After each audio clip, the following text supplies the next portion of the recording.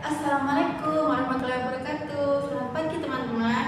Nah, gimana nih kabarnya kalian hari ini? Semoga kabar kita semuanya selalu baik dan juga sehat ya.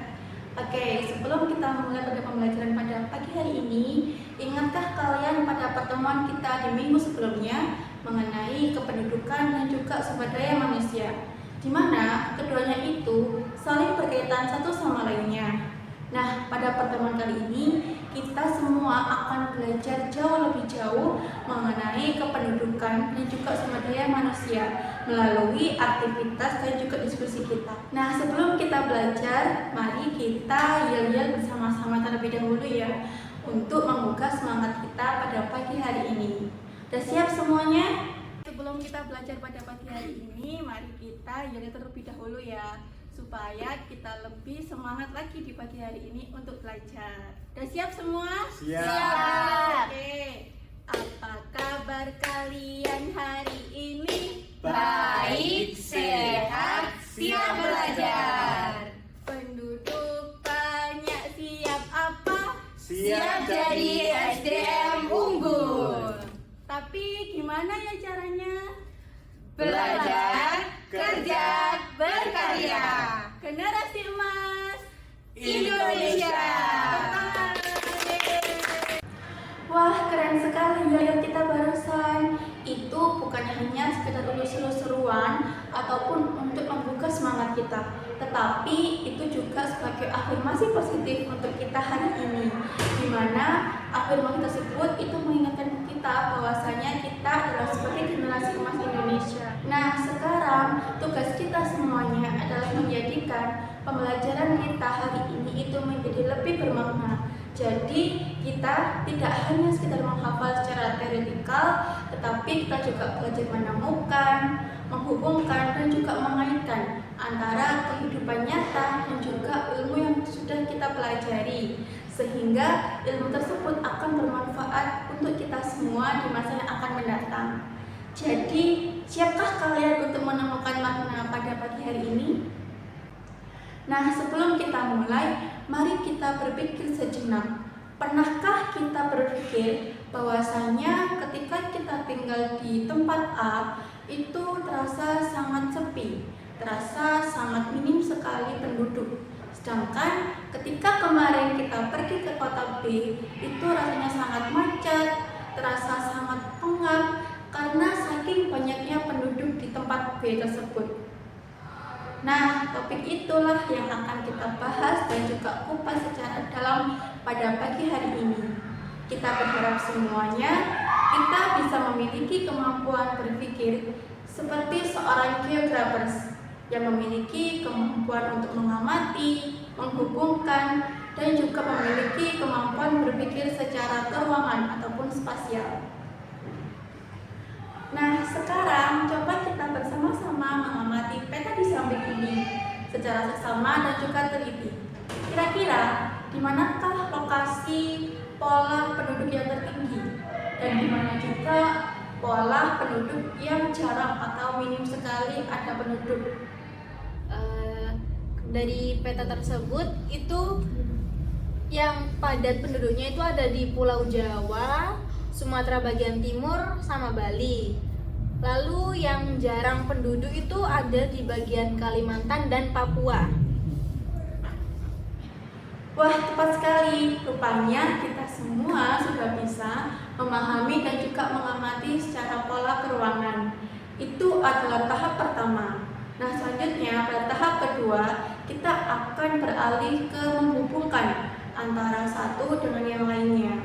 Nah, kira-kira dari yang tadi kalian sebutkan mengenai tempat-tempat yang sangat penduduknya itu tinggi dan juga penduduknya itu minim ataupun jarang, kira-kira apa persamaan dari tempat-tempat yang memiliki penduduk yang sangat tinggi? Menurut saya biasanya dekat dengan kota besar, terus akses transportasinya itu mudah dan banyak pekerjaan di sana. Wah, tepat sekali. Tadi itu adalah tahap kedua, di mana kalian sudah mampu untuk membangun sebuah koneksi dan juga hubungan antara pola dan juga faktor-faktor pembentuknya. Nah, sekarang saya ada satu pertanyaan. Kira-kira apakah di suatu tempat itu dengan kondisi tanah yang subur itu akan mempengaruhi kepadatan suatu penduduk? Nah, jika iya, apakah ada hubungannya atau alasan jika kualitas pertanian atau kualitas tanah itu dapat mempengaruhi pola pemukiman? Karena kalau tanahnya subur kan itu mendukung untuk pertanian. Jadi orang-orang yang datang itu awalnya untuk bertani, kemudian berkembang jadi permukiman. Wah, tepat sekali. Apa yang tadi kalian sudah jelaskan itu sudah masuk ke dalam tahapan causal explanation atau menjelaskan sebab akibat pada pola perubahan. Kalau begitu, kira-kira bagaimana dengan daerah yang ada di daerah Kalimantan dan juga daerah Papua? Apakah ada kondisi fisik wilayah yang turut mempengaruhi pola persebaran penduduk yang ada di Kalimantan dan juga Papua? Saya Bu, kalau banyak hutan itu kan aksesnya jadi sulit, sehingga infrastrukturnya itu juga berkurang. Wah, tepat sekali. Artinya, antara aksesibilitas dan juga kondisi wilayah suatu tempat itu menjadi faktor pembatas. Apa yang sudah kalian tadi lakukan itu termasuk dalam aktivitas spatial reasoning, di mana kalian sudah mampu untuk menghubungkan suatu kondisi wilayah tersebut, kemudian aksesibilitas, dan juga untuk pengambilan keputusan untuk tinggal di sana ataupun tidak. Nah, teman-teman, tentunya ketika suatu tempat itu banyak sekali penduduk, itu tentu akan mempengaruhi pola lingkungan yang ada di tempat tersebut juga. Begitu pula sebaliknya, jika tempat tersebut minim sekali penduduk atau jarang, tentu itu juga turut mempengaruhi pola lingkungannya. Saya Bu, izin menjawab. Kalau menurut saya, di daerah yang padat penduduk itu lingkungannya banyak berubah. Jadi lebih banyak bangunan dan polusi yang dicemarkan di daerah tersebut. Nah, tepat sekali. Apa yang sudah kalian jelaskan tadi juga sempat saya singgung di awal. Ada dua kejadian. Yang pertama, manusia mempengaruhi lingkungan dan juga lingkungan mempengaruhi manusia. Contoh dari lingkungan mempengaruhi manusia itu ketika suatu tempat itu memiliki kondisi tanah yang subur, iklim yang mendukung, dan juga aksesibilitas yang sangat mudah. Tentunya itu akan menarik penduduk untuk tinggal di tempat tersebut. Begitu juga dengan sebaliknya, ketika manusia mempengaruhi lingkungan, ketika banyak sekali penduduk, maka juga akan berpotensi terjadinya kerusakan dan juga polusi yang semakin banyak, terutama di kota-kota besar. Nah, sekarang coba kita berikan kesimpulan pada pembelajaran hari ini. Kira-kira apa saja faktor yang mempengaruhi Indonesia memiliki kepadatan penduduk yang sangat padat dan juga jarang sekali ada penduduk atau minim? Manusia Manusia sebagai itu sumber daya manusia, Bu. Oke, coba salah satu bisa mewakili, mungkin Mbak Ina. Boleh Bu. Jadi dari kondisi fisik, yakni manusia sebagai mungkin sumber daya manusia, aksesibilitas, kualitas tanah, peran kota besar, peluang ekonomi, serta sejarah perkembangan wilayah. Oke, beri tepuk tangan untuk kita semua.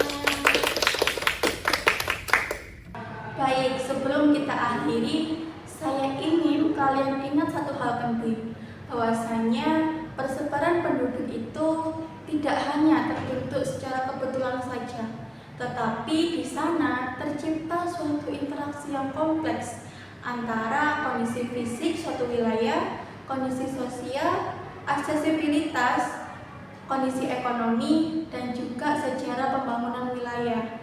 Ketika kalian sudah mampu memahami alasan di balik pola tersebut, kalian tidak hanya akan belajar secara teoretikal atau menghafal. tetapi kalian juga akan mampu untuk memahami dan juga berpikir bagaimana dunia geografis. Dan tentunya kalian juga akan menemukan makna di balik kalian belajar pada hari ini.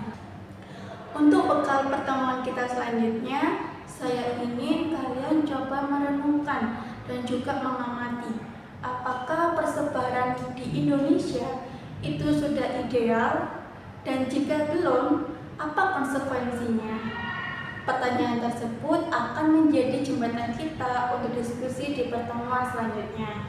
Oleh karena itu, jangan lupa kalian mencari bahan literatur untuk menemukan fakta-fakta terbaru ya. Sebelum saya akhiri, saya ingin memberikan kalimat penutup untuk kita jadikan pengingat bersama-sama. Teruslah untuk bertanya mengenai di mana, mengapa, dan bagaimana. Itu akan membuat kalian benar-benar menjadi seorang pemikir yang geografis dan juga menggunakan kemampuan berpikir secara spasial. Oleh karena itu, sebagai penutup, itu adalah suatu kalimat untuk kita jadikan motivasi bersama-sama untuk belajar geografi secara menyenangkan dan juga tentunya kontekstual. Cukup sekian pembelajaran pada hari ini. Kurang lebihnya saya mohon maaf. Semoga apa yang kita pelajari pada hari ini itu menjadi ilmu yang bermanfaat untuk kita semua, untuk hari ini dan juga di masa yang akan mendatang. Kurang lebihnya saya mohon maaf. Saya akhiri. Wassalamualaikum warahmatullahi wabarakatuh.